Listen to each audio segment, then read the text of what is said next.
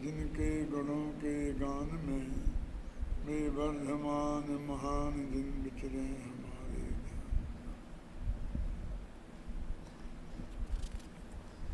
समय सार परमागम की 116 से 120 गाथा तक जो 5 गाथाओं का ग्रुप है उसकी चर्चा चल रही है, जिसमें सांख्य मतानुयायी शिष्य को ध्यान में रखकर यह बात कही जा रही है कि यदि आत्मा स्वयं अकर्ता है और ऐसा कोई माने सर्वथा, तो वो बात सही नहीं है। उसकी चर्चा अभी अपन कर रहे हैं। गाथाओं का अर्थ अपन ने कल किया था, इसलिए अब टीका आरंभ करते हैं। टीका भी बहुत सरल है, इसलिए ज़्यादा समय अपन इसमें नहीं लगाएंगे और पढ़कर आगे बढ़ेंगे। पेज नंबर 186 अपना समय सार अनुशीलन किताब में भी हो, उसमें भी होगा। यह पुद्गल द्रव्य जीव में स्वयं नहीं बंधा और कर्म भाव से स्वयं परिणमित नहीं हुआ, यदि ऐसा माना जाए तो वह पुद्गल द्रव्य अपरिणामी सिद्ध होगा और कार्मान बगड़ाएँ कर्म भाव से परिणमित नहीं होने से संसार का अभाव सिद्ध होगा। देखो ये 5 गाथाएं हैं ना, इसमें पुद्गल द्रव्य में यदि परिणमन शक्ति नहीं हो और वो स्वयं परिणमित नहीं हो, जीव उसे परिणमाए, इसके बारे में चर्चा कर रहे हैं। और अगली जो 5 गाथाएं आएंगी ना, उसमें ये आएगा कि यह जीव यदि स्वयं अपने कर्मों से नहीं बनता हो, बंध दशारूप स्वयं परिणमित नहीं होता हो, पुद्गल उसे बांधता हो, तो ये फिर जीव अपरिणामी सिद्ध होगा। यानी ये 5 गाथाएं पुद्गल की तरफ से हैं और 5 गाथाएं जीव की तरफ से होंगी और बिल्कुल एक सी हूबहू। बस अकेले पुद्गल की जगह जीव शब्द बदल जाना और जीव की जगह पुद्गल शब्द कर देना, तो अगली 5 गाथाएं बन जाएंगी। इसलिए जितनी मेहनत अपन इन गाथाओं में कर लेंगे वो अगली गाथाओं में करने की जरूरत नहीं होगी। और अमृतचंद्राचार्य ने इसलिए जो है ना, पुद्गलों में है स्वाभाविक परिणमन की शक्ति, ये बात जो ली ना, ये कलश इन 5 गाथाओं के बाद लिया और वो कलश उन 5 गाथाओं के बाद में लिया। यदि ये कलश इसके बाद में नहीं लिया हो गया होता क्या ना, तो अपने 10 गाथाओं का ही ग्रुप बनाते। हो सकता है कि अमृतचंद्राचार्य भी बनाते हैं, लेकिन एक कलश बीच में आ गया तो फिर उन्हें अलग अलग करना जरूरी था। ये अलग जानते हैं, अलग और इकट्ठी गाथाओं किस आधार पर की जाती हैं, ये शायद आप लोग नहीं समझते होंगे। कुछ गाथा ऐसे होते हैं कि जिनका एक गाथा में अर्थ ही नहीं निकलता है। जब तक ये 5 गाथाएं एक साथ नहीं पढ़ोगे तब तक बात पूरी नहीं होती है, उनमें कंटिन्यूशन में बात चलती है, तो उन गाथाओं को अलग नहीं किया जा सकता है। देखो भक्तांबर महाकाव्य है ना, तो उसमें आपने देखा होगा शुरू के 2 छंद हैं, उनमें युग्मम लिखा रहता है। युग्मम अंत में ऐसा लिखा रहता है, युग्मम। कभी ध्यान दिया, कभी सोचा कि युग्मम का क्या मतलब है? वो ये कहना चाहते हैं कि इन 2 गाथा छंदों को एक साथ पढ़ो और एक साथ इनका अर्थ करो, क्यों अकेले एक छंद में अर्थ होगा नहीं, आप पढ़ो तो नहीं होगा। भक्तांबर प्रणत मौल मणि प्रभाणम मुद्दोतकम ललितम पाप तमोबितानम सम्यक प्रणम्य पाद युगम एकादा। अब सम्यक प्रणम्य अच्छी तरह नमस्कार करके यहाँ खत्म हो रहा है वाक्य, बोलो हो जाए, कोई क्रिया नहीं है ना, करना क्रिया तो है, करोति, लेकिन उसमें एक त्व प्रत्यय लगाकर, लप लप प्रत्यय लगाकर करके ऐसा बना दिया गया है, भाववाची है ना। तो बात पूरी हुई नहीं कि करके तुम क्या कर रहे हो, कि मैं आदिनाथ भगवान की स्तुति करता हूँ। तो प्रथमम जिनेन्द्रम स्तो से, मैं पहले जिनेन्द्र भगवान की स्तुति करता हूँ, तो वाक्य वहाँ जाके खत्म होता है। ऐसे इन 5 गाथाओं में देखेंगे आप, जो छोड़ नहीं सकते हैं। तब एक नियम और समझ लो कि 2 गाथाएं का अर्थ एक साथ होता है तो उन्हें बोलते हैं युग्मम, 3 का अर्थ एक साथ होता है तो उसे बोलते हैं विशेषकम, विशेषकम लिखा होगा, और 4 या 4 से अधिक गाथाओं का अर्थ एक साथ हो तो उसे में लिखा रहता है कुलकम, जो कुल है ये नियम है। शायद सब जानते होंगे विद्वान लोग, तो मेरे ख्याल से अभी विद्यार्थी जानते कि नहीं जानते पता नहीं है। मैंने कुलकम लिखा हो, विशेषकम लिखा हो, युग्मम लिखा हो, तो उसका क्या अर्थ है।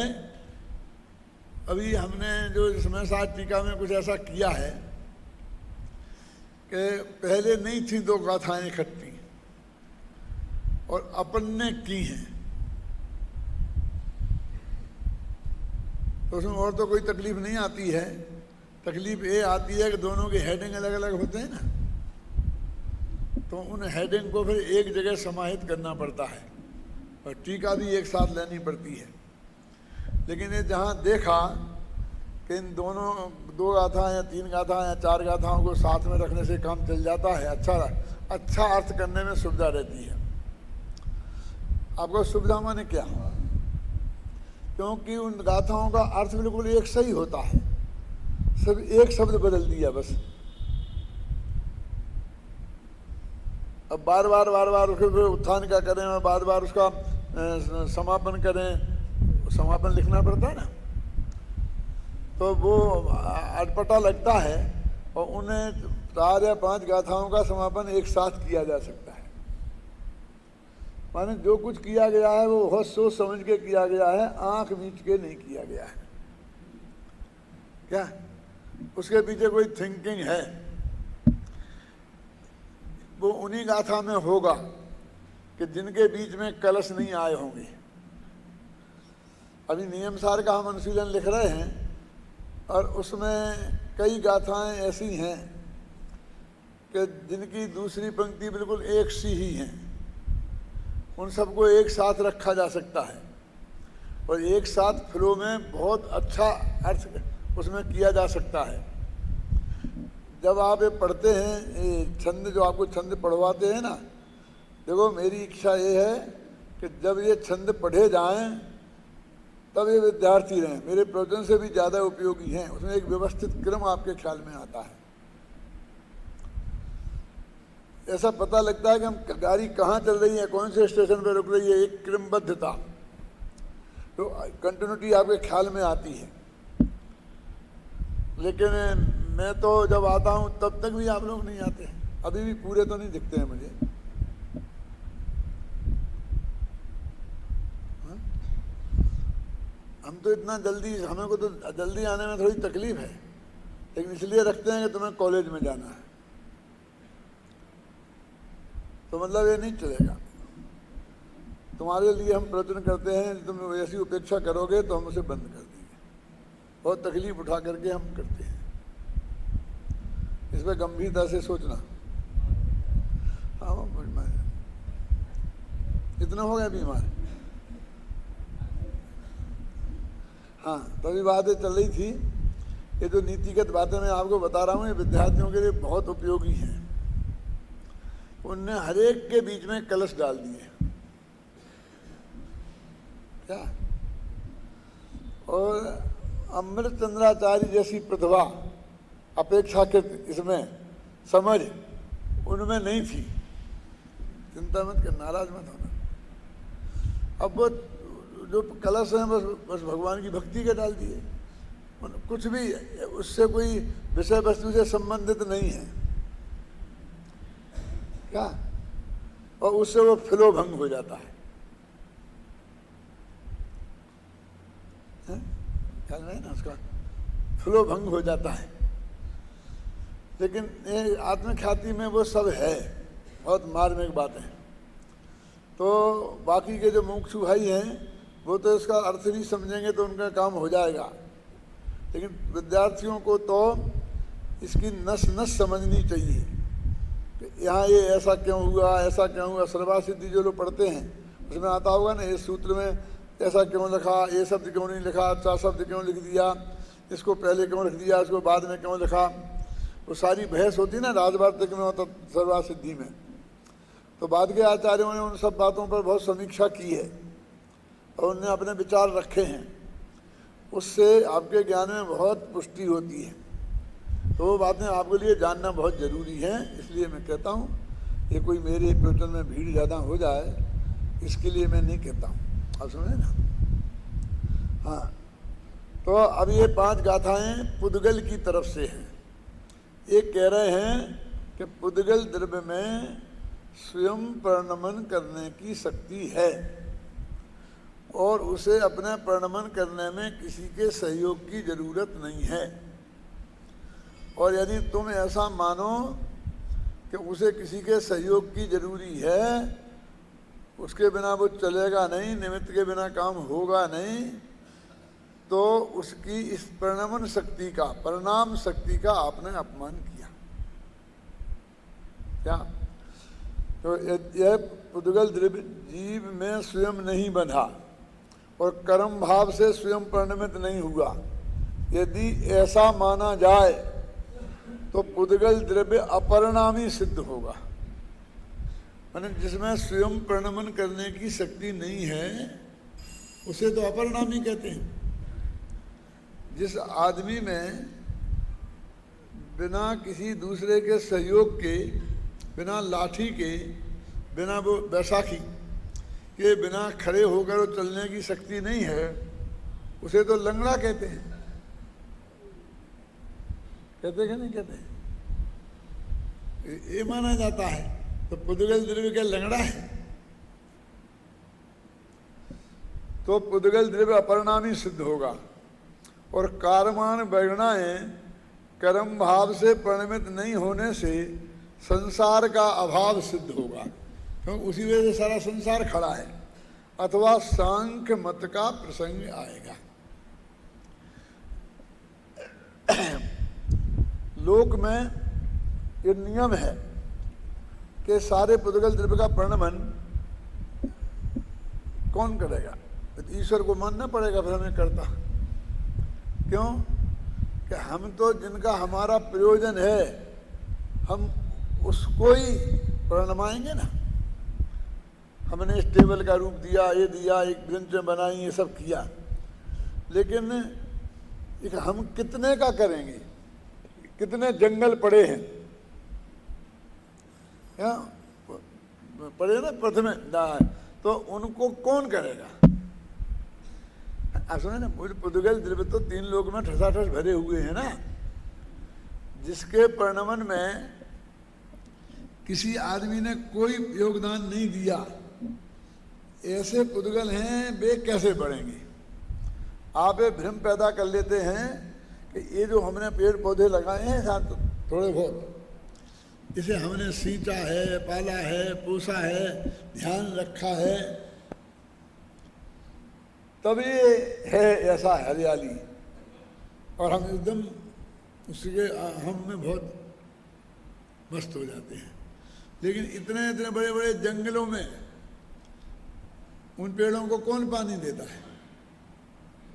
क्यों? उनको कौन बोता है, कौन बीज डालता है, कौन खाद पानी देता है? लेकिन वो उग रहे ना। प्रकृति में बहुत बड़ी व्यवस्था है। एक वृक्ष के पैदा होने के लिए एक बीज चाहिए ना, उससे काम हो जाएगा कि नहीं हो जाएगा?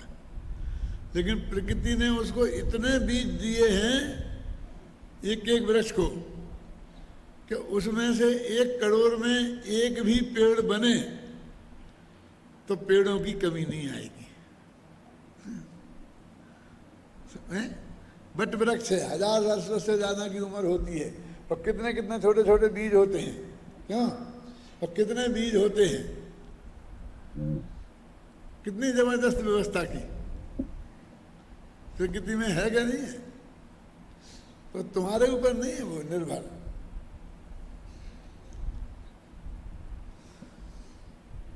यदि ऐसा माना जाए कि जीव पुद्गल द्रव्यों को कर्म भाव से परिणमाता है,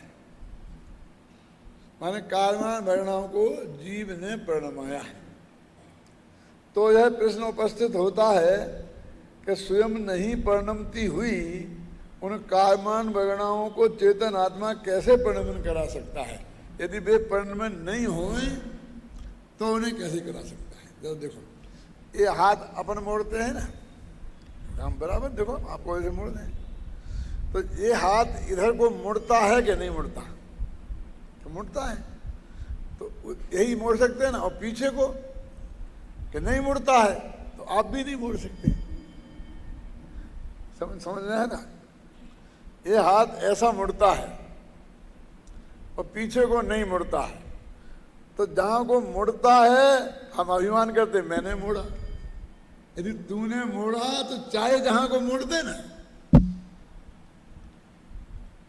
यदि ये पुद्गल द्रव्य स्वयं परिणमनशील नहीं है, ये तर्क कितना है, इसको बोलते हैं उभय तो पास। वेस्टर्न फिलोसफी में, वेस्टर्न तर्क शास्त्र में, लॉजिक में एक उभय तो पास नाम का दोष आता है। उभय तो पास उसे बोलते हैं कि दोनों तरफ से फंसे। उभय माने दोनों तरफ, उभय तो पास। और उसमें ये उदाहरण दिया जाता है, किताबों में लिखा है कि किसी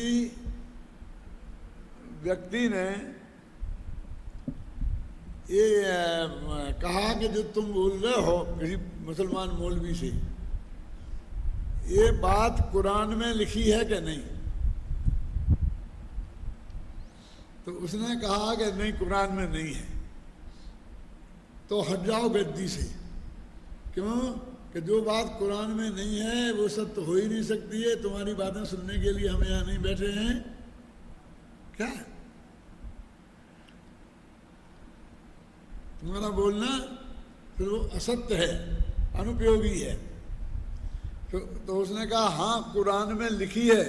ये कुरान में लिखी ही है तो फिर तुम्हारा क्या किया तुमने क्या किया?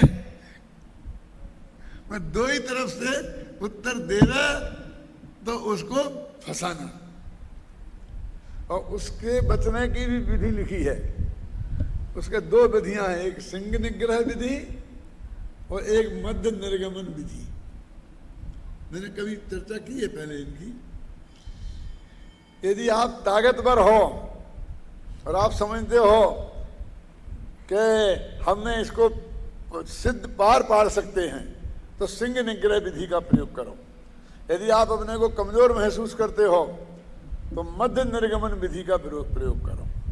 एक कौन सी विधियां हैं कि एक सांड, शक्तिशाली सांड आपके सामने आपको मारने के लिए आ जाए। अब आपके पास बचने का क्या उपाय है कि यदि आपकी भुजाओं में इतनी ताकत है कि उसे आप निर्मत कर सकते हैं तो आपके दोनों सींग उसके ऐसे पकड़ लूंगा और फिर दबा दूं नीचे को कि वो हिल भी नहीं पाए। इसको बोलते सिंह निग्रह विधि। सिंह माने शेर नहीं, सिंह माने सींग। सींग पकड़ के दबा देना। और आप समझते हो कि भैया ये तो उठा के फेंक देगा और बुरी हालत हो जाएगी, तो उन दोनों सींग के बीच में हो जाओ और वहां डटे रहो पकड़ के अच्छी तरह से। फिर वो कितना ही कहीं मारेगा उन सींगों को, दीवार में मारेगा, पेड़ से मारेगा, क्योंकि वो तुम्हारे लिए तो सींग ही टकराएंगे, उसे ही चोट लगेगी, तुम बच जाओगे। क्या क्या नाम, मध्य निर्गमन विधि के बीच से निकल जाओ, क्योंकि उसके सींगों में मुड़ने की ताकत नहीं है। तो ऐसे के हैं तो ऐसे ही रहेंगे वे, समझ में है ना। तो ये ऐसा है, देखो कि यदि वो पुद्गल द्रव्य में प्रणमन की शक्ति है कि नहीं है। यदि है तो फिर जीव के ने उसे प्रणमाया, स्वयं प्रणमते हुए पुद्गल को जीव ने प्रणमाया, इसकी क्या जरूरत थी, है ना। और नहीं है तो जिसमें शक्ति स्वयं नहीं है उसे कोई दुनिया में प्रणमा सकता है। देखो पढ़ो, यदि ऐसा माना जाए कि जीव पुद्गल द्रव्यों को कर्म भाव से प्रणमाता है, तो ऐसा प्रश्न उपस्थित होता है कि स्वयं नहीं प्रणमती हुई उन कामना वर्णाओं को चेतन आत्मा कैसे प्रणमा सकता है।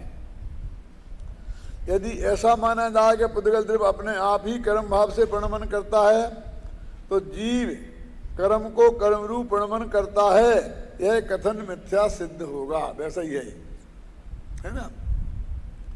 अतः ऐसा जानो कि जिस प्रकार नियम से कर्म रूप कर्ता के कार्य रूप परिणमित पुद्गल द्रव्य कर्म ही है, उसी प्रकार ज्ञानाभरणादि रूप परिणत पुद्गल द्रव्य ज्ञानाभरणादि ही हैं।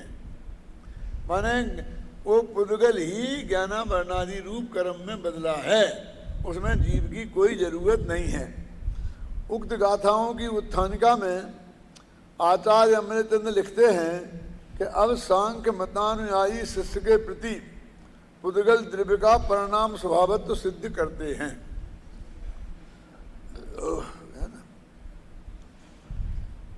यहाँ यह प्रश्न हो सकता है कि आचार्य कुंद कुंद का शिष्य होकर, ये तो अपन चर्चा कर चुके हैं, है ना, पढ़ भी चुके हैं, है ना। उसे सांख्य मतानुयायी हम कैसे कह सकते हैं, है ना।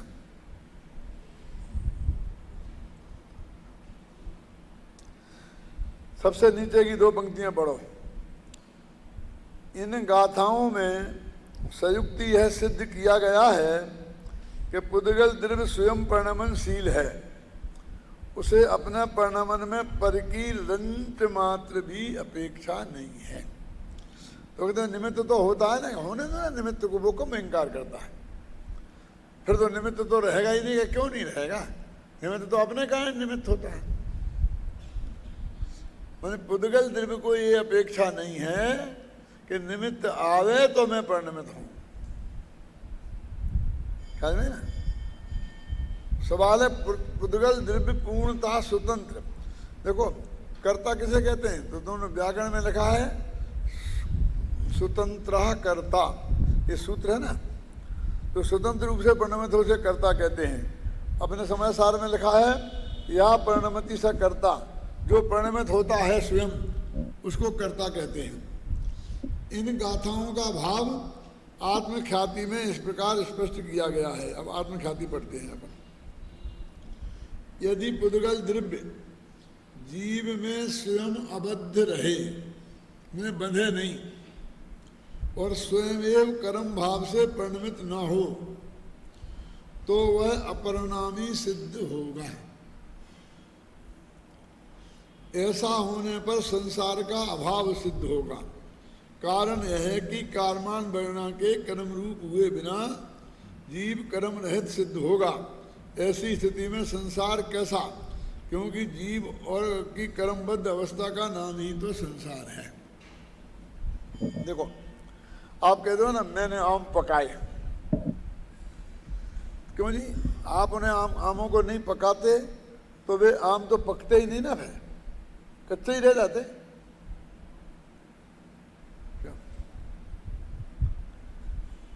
तो फिर वो ये कहता है कि भाई साहब पकते तो, लेकिन थोड़ी देर हो जाती है, अच्छे नहीं पकते।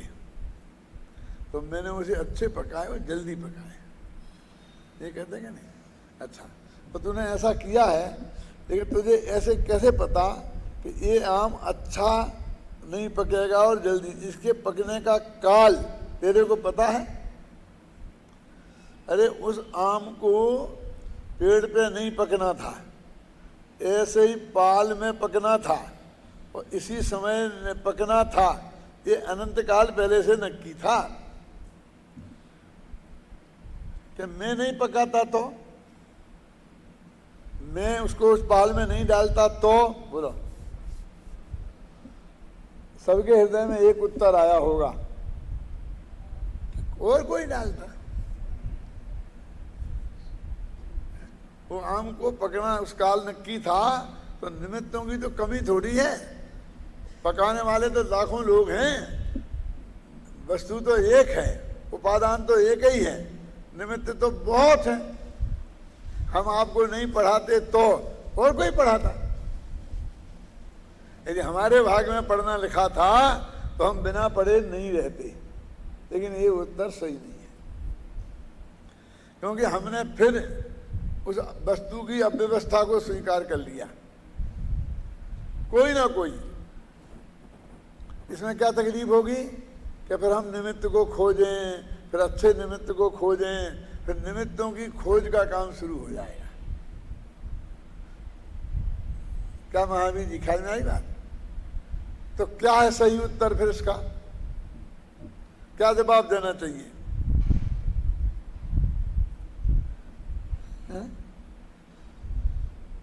कि तुम नहीं पकाते तो, ये तो आया कहां से?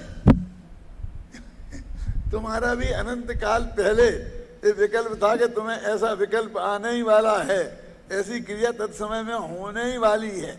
जो वस्तु व्यवस्था सही है, हम उसके अनुरूप ही जवाब दो कि तुम नहीं तो तुम जैसे सैकड़ों मिल जाएंगे। ऐसा जवाब क्यों दो? समझदारी किसमें है? बोलो। हमारे पिताजी एक किस्सा सुनाते थे, बहुत मार्मिक है, आप भी सुनना। एक कोई लड़की वाला किसी लड़के को देखने गया, कोई बात चलती थी, तो क्या हुआ क्या हुआ, उस लड़के वाले ने मना कर दिया होगा, जो कुछ भी हुआ होगा। तो उसने कहा हमें ऐसे सैकड़ों लड़के मिल जाएंगे हमारी लड़की को। क्या बोला? ऐसे तो हमारी लड़की को सैकड़ों लड़के मिल जाएंगे। तुम समझते क्या हो अपने को? कोई कमी है लड़कों की? तो उसने जवाब दिया बहुत धैर्य और शांति से कि भाई साहब, क्यों नहीं मिलेंगे, जरूर मिल जाएंगे, ढूंढ लेना। हमारे लड़के को तो अदद एक लड़की चाहिए, सैकड़ों नहीं चाहिए। यदि तुम्हारी लड़की को सैकड़ों की जरूरत हो तो सिर्फ सैकड़ों खोज लेना। क्या क्या क्या क्या जवाब दिया? कि तुम्हें सैकड़ों चाहिए ना, मतलब किसी लड़की को सैकड़ों पति थोड़ी चाहिए पड़ते हैं, एक ही पर्याप्त होता है ना। और ऐसे सैकड़ों निमित्त मिल जाएंगे। क्यों भैया? निमित्त सैकड़ों नहीं होते हैं, हर कार्य का निमित्त एक ही होता है और वो अनादिकाल से सुनिश्चित होता है। समझे ना? ये सैकड़ों वाला तर्क तुम कहां से लाया? ये तेरे दिमाग को खराब करता है। अपनी भारतीय संस्कृति में तो वर को वधू को खोजने की बात लिखी है, चुनने की बात नहीं है। चुनने का अधिकार तेरे को कहां है? जो नक्की है और तेरे को पता नहीं है, तो पता करना है। जैसे अपना बच्चा खोजा है तो वो है तो कहीं ना कहीं, उसके अस्तित्व में थोड़ी बात है, सिर्फ हमें पता नहीं है कहाँ है, इसलिए हम खोजने की बात करते हैं। और पता हो जाए तो उसके होने और नहीं होने की, मुझे लड़का चुनना है, कोई गोद थोड़ी लेना है या सिलेक्शन करना है। क्यों? मैं आपसे पूछता हूं कि आपको किसी बच्चे को गोद लेना है और जिस बच्चे को आपने खूब खोज कर हजारों में से चुनकर के एक को खोजा और गोद लिया, यदि भगवान महावीर से पूछा जाता कि ये बच्चे को गोद लेगा कि नहीं, और लेगा तो किस बच्चे को लेगा, तो बता सकते थे कि नहीं? अरे वो तो पहले से नक्की था, गरीब घर में पैदा हुआ है और उसे करोड़पति बनना है। ख्याल में आई ना? तो एक फला करोड़पति आकर के इस उम्र में, उसकी इस उम्र तक ऐसे पाप का उदय था कि 2 रोटी की व्यवस्था नहीं थी, और इस उम्र के बाद वो करोड़पति हो गया। हो जाता कि नहीं हो जाता, बोलिए?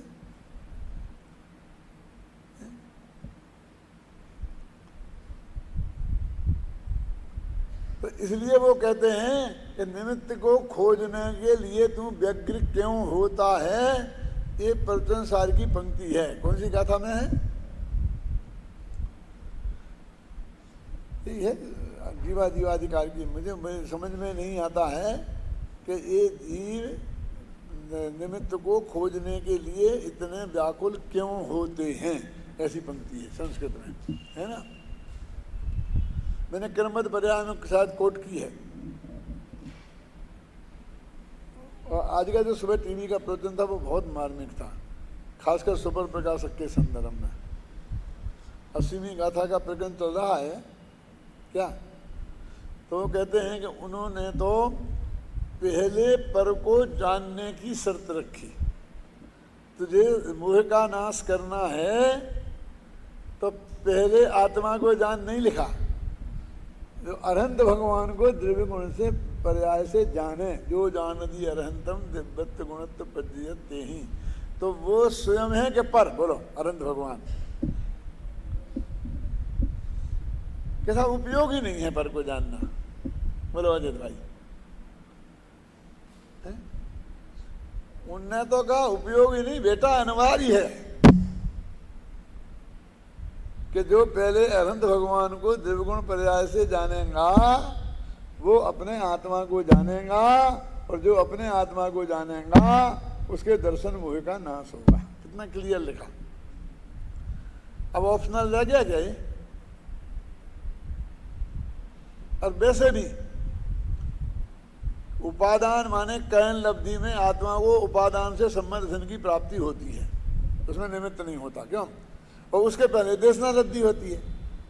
तो पहले कौन रहा? क्यों? और देशना लब्धि की जरूरत है तो वो देवशास गुरु के बिना नहीं होगी। और देवशास गुरु ये तीनों स्वा है कि पर, बोलो। अब वो कौन है, कैसा होगा, उस झगड़े में मत पड़ो। ज्ञानी होगा, अज्ञानी होगा, चौथे गुणस्थान वाला होगा कि केवली होगा। क्यों? किसी ने चौथे गुणस्थान वाले से तत्व ज्ञान समझकर और अपने आत्मा के कल्याण के लिए प्रयत्न किया तो उसमें वो असफल हो जाएगा क्या? और कहीं ने केवली से सुना तो क्या फर्क पड़ेगा? पद्म पर मलधारी देव तो ये कहते हैं, क्या केवली केवली लगा रखा है, हम बैठे ना तेरे सामने, हम समझा रहे तो समझता नहीं है। और केवली भगवान का विरह है, ऐसा लिखा है। और क्या लिखा? केवली के पास तू जाता तो क्या तुझे वे घोंट के पिला हाथेली पे आत्मा रख के बता देते? ऐसा लगा। ये केवली भगवान क्या करते? वहां भी तेरे को दिव्य ध्वनि में सुनने को ही मिलता कि भगवान के दर्शन हो जाते। कि दर्शन काय के होते? भगवान के नहीं होते, वहां भी शरीर के ही होते, पुद्गल के ही। और यहां भी मूर्तियां विराजमान है ना, और वाणी हमारे पास है और शास्त्रों में लिखी। रोता काय को है? काम तो करता नहीं है अपना। कि हमारे भाग में तुम्हें जैसे पंडित बने थे, कोई केवली नहीं मिला हमारे लिए। क्यों? क्यों? अरे भाई ये रोना मत रो। तेरे को यदि एक सिगरेट खरीद के पीना है तो जो यहाँ पान वाला है ना, उसके यहाँ वही सिगरेट मिल जाएगी। हैं? वो कंपनी वालों को याद मत करो। अपने घर आए तो नाग न पूछें और बामी पूजन जाए। अनंत भगवान का अपमान नहीं है। अरे अनंत भगवान का अपमान नहीं है। तेरा जो अनंत भगवान के नाम पर तुम वर्तमान में मुक्ति के मार्ग के पुरुषार्थ से विरक्त होना चाहता है, तेरी उस विरक्ति का अपमान है। क्या? ये तेरी उस विरक्ति के लिए बात कही जा रही है। अनंत भगवान की महिमा को कम करने के लिए ये बात नहीं कही जा रही है। क्यों? एक ज्ञानी धर्मात्मा से वो तत्व समझा जा सकता है, तो ये कहा कि तुम आनंद भगवान के कुछ श्रोताओं को कम कर रहे हो, ऐसा हुआ?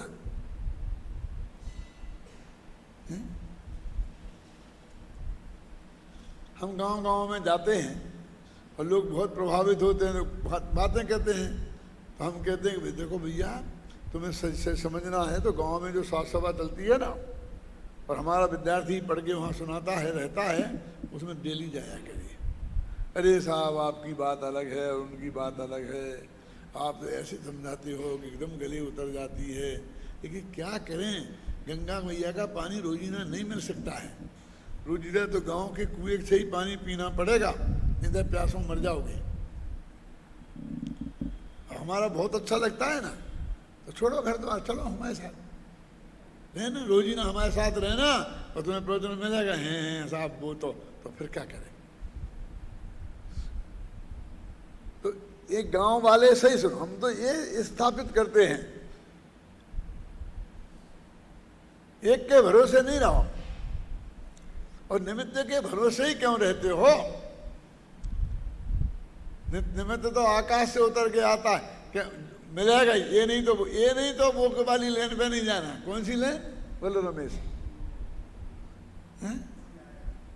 कि तुम्हारे को जब तत्व समझ में आएगा, उसमें जिसको निमित्त होना होगा अनादिकाल से नक्की है, वो ही होगा और होगा ही। उसकी वजह से तेरा काम नहीं रुकेगा। मैं इसके लिए वो भी बहुत उदाहरण देता हूँ। सर्कस पे जो लड़की झूलती है ना, तो यहाँ एक झूले पे वो खड़ी होती है और दूसरा झूला अपने हाथ में पकड़े रहती है, कभी देखा होगा ना। फिर वो उस झूले को ऐसा फेंकती है, फिर वो झूला वहाँ आगे जाता है, उसके बाद में उस दूसरे झूले पे ये जाती है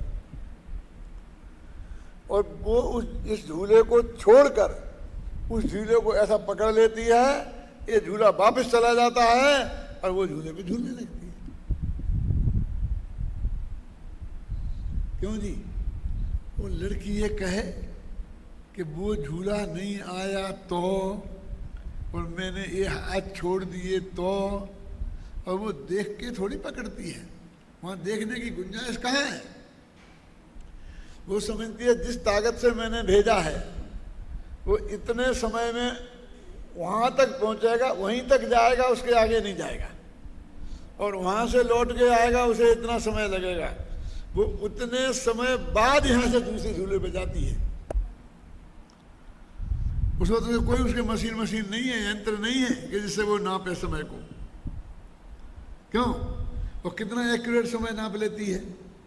उस पर जाती है और आंखें मीच के इसे छोड़ देती है, तो ऐसा हाथ करती है तो वो झोला उसके हाथ में होता है और वह बंद कर देती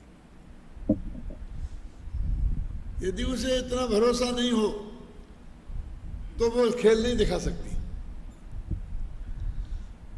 अब तुम्हें निमित्त नहीं आया तो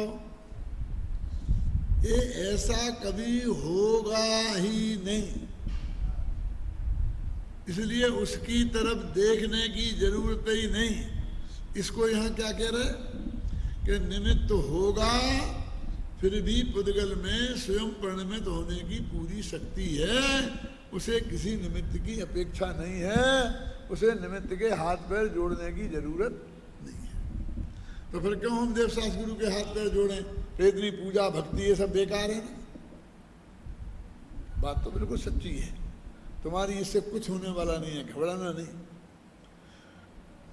लेकिन जो चीज तुम्हें प्राप्त करने की लालसा है, वो जिनने प्राप्त कर ली है, उनकी महिमा हरेक के चित्त में आती ही है। इसमें वो हमारे उपकारी हैं, इसलिए निमित्त हैं, इसलिए नहीं।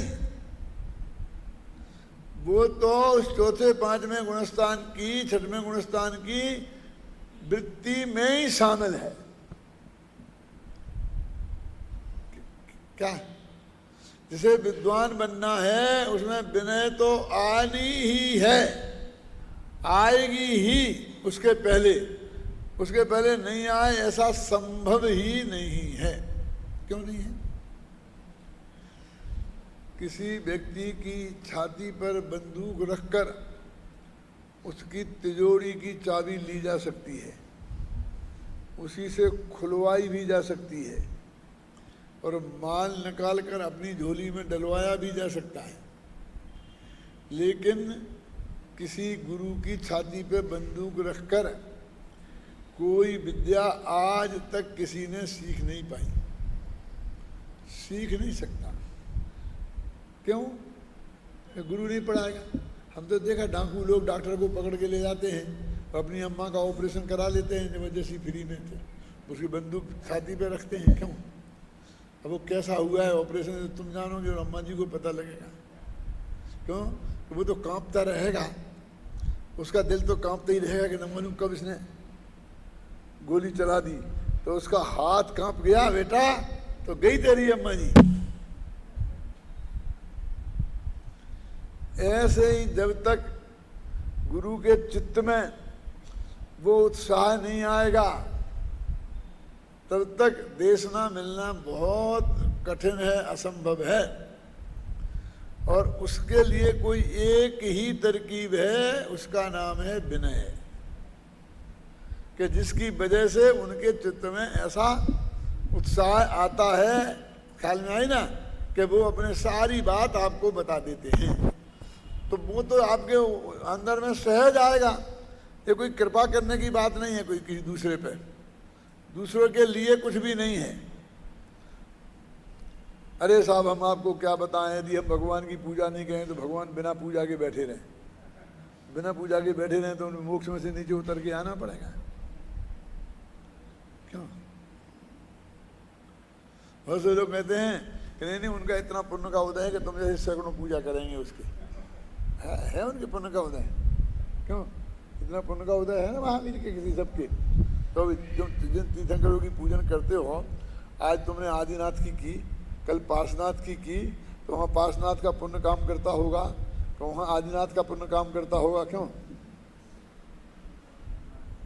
अरे वे तो मोक्ष में गए तो सारा पुण्य पाप नाश करके ही गए हैं, उनके तो कोई कर्म ही नहीं है, कोई कर्म का उदय कहाँ से आएगा?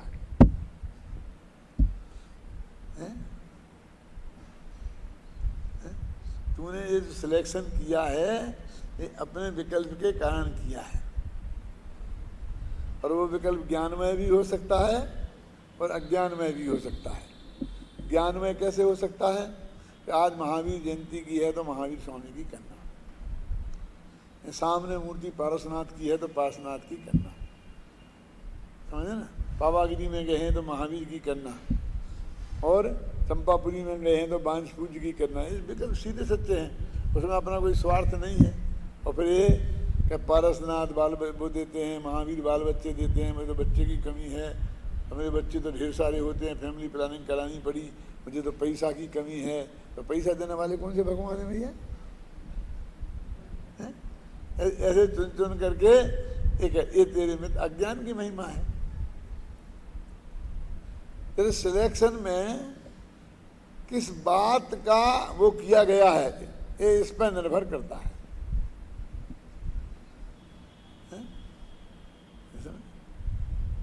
जरा अपने अंदर में झांक के देखें तो हमारे अज्ञान का पता हमें चल जाएगा। जैसे मैं आपसे कहता हूं कि कई जगह आपने देखी होंगी, नाराज मत होना, वो मूर्तियां हैं तो वो उसका मैं विरोधी नहीं हूँ, बहुत बढ़िया है कि बीच में आदिनाथ है, एक बगल में बाहुबली है और दूसरी बगल में भरत। कितने अच्छे लगते हैं। क्यों? कि भाई अच्छे तो बहुत लगते हैं क्योंकि तीनों ही मोक्ष गए हैं, और तीन मोक्ष जाने वाले लोगों की आपने मूर्तियां विराजमान की हैं, बहुत बढ़िया है। लेकिन आपने ये चुनाव क्यों किया? जरा आपके हृदय की जांच करते हैं, इसका आप जरा एक्सरा लेते हैं। क्या है कि देख एक बीच में बाप और दोनों तरफ दोनों बेटे, तो तेरे को अभी भी बाप बेटे के संबंध में जितना रस है उतना तीर्थंकरों में रस नहीं है।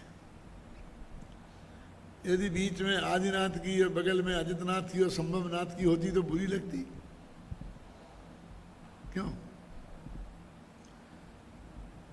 तेरा ये परिवारवाद तेरे पे हावी हो रहा, तेरे अंदर की इस विपरीत मान्यता, इस विपरीत विकल्प का हम निषेध करते हैं। ये मूर्तियां तो बहुत अच्छी हैं। क्यों? यदि तेरे विकल्प के हिसाब से लगाएं ताराचंद जी तो और अच्छी होती कि बीच में खड़े होते ऋषभदेव और एक तरफ नंदा और सुनंदा, तो मजा आ जाता। हिंदू मंदिरों में है ना ऐसा, राम के साथ सीता जी खड़ी हैं, कृष्ण के साथ लक्ष्मी जी बैठी हैं, महादेव के साथ पार्वती जी बैठी हैं जोड़े से। अब मालूम उनको बोलते नहीं राम परिवार, मंदिर के गर्भगृह को क्या नाम देते हैं भाई? लव कुश हैं, सीता है, राम परिवार, ये विष्णु परिवार, ये महादेव परिवार, ऐसे बोलते हैं, शंकर परिवार, ऐसे नाम से बनाते हैं। तो ऐसा बनाते तो अच्छा रहता ना।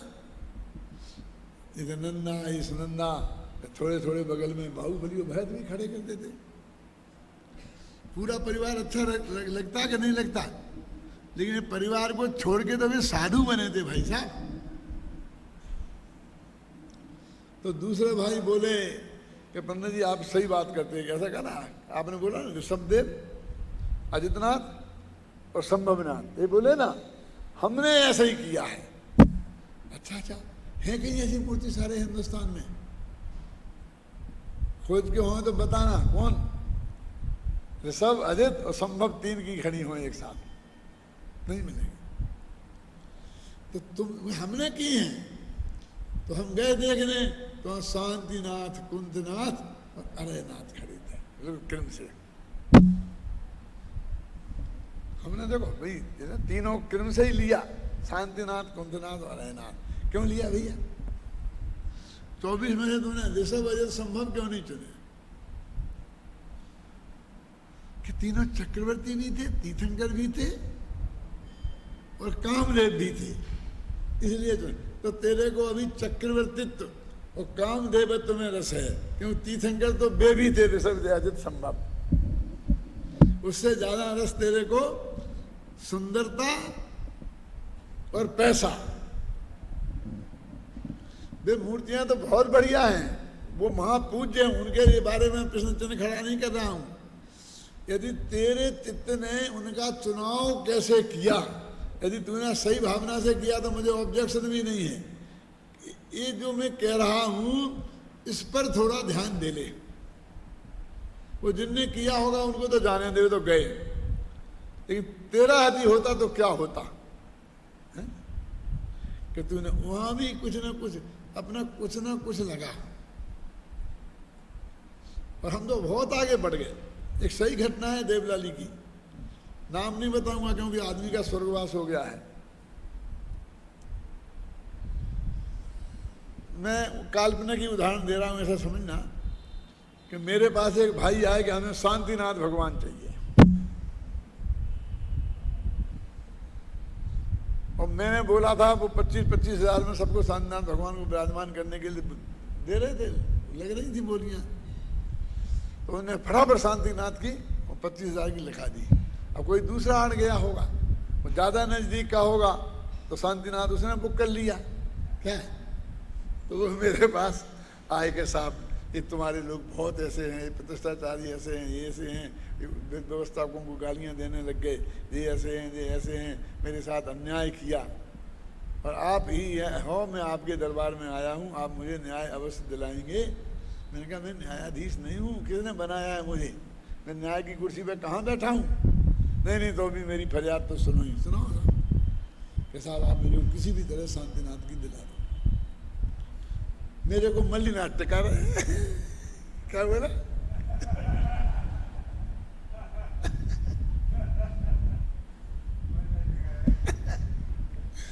ये मल्लीनाथ का अपमान नहीं है?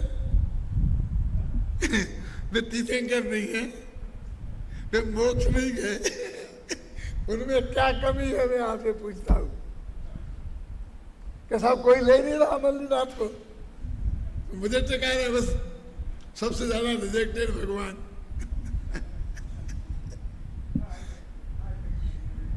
तो मैंने कहा तुमको शांतिनाथ क्यों चाहिए? बोले मेरे बेटे का नाम शांतिलाल है ना। क्या काम तेरे हैं?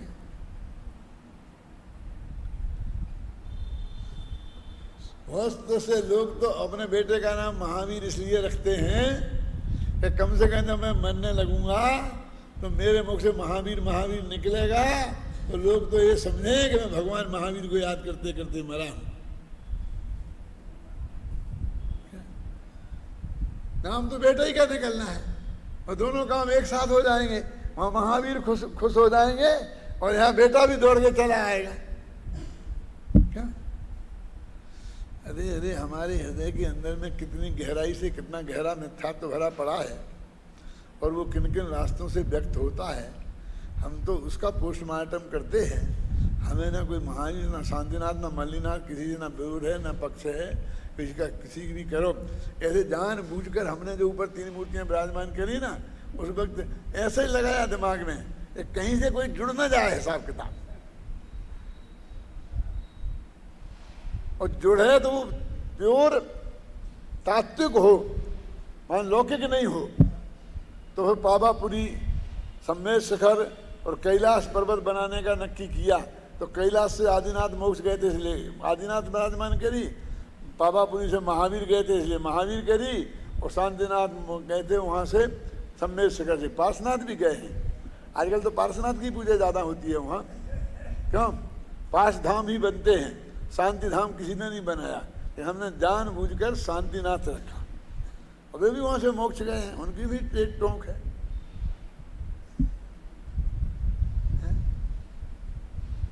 मेरे कहने का आशय ये है कि हमारे चित्त का परिमार्जन हमको कैसे करना चाहिए।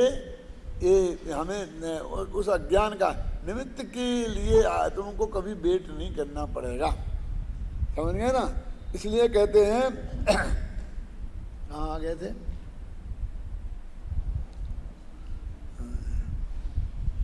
आत्मख्याति पढ़ रहे थे ना अपन।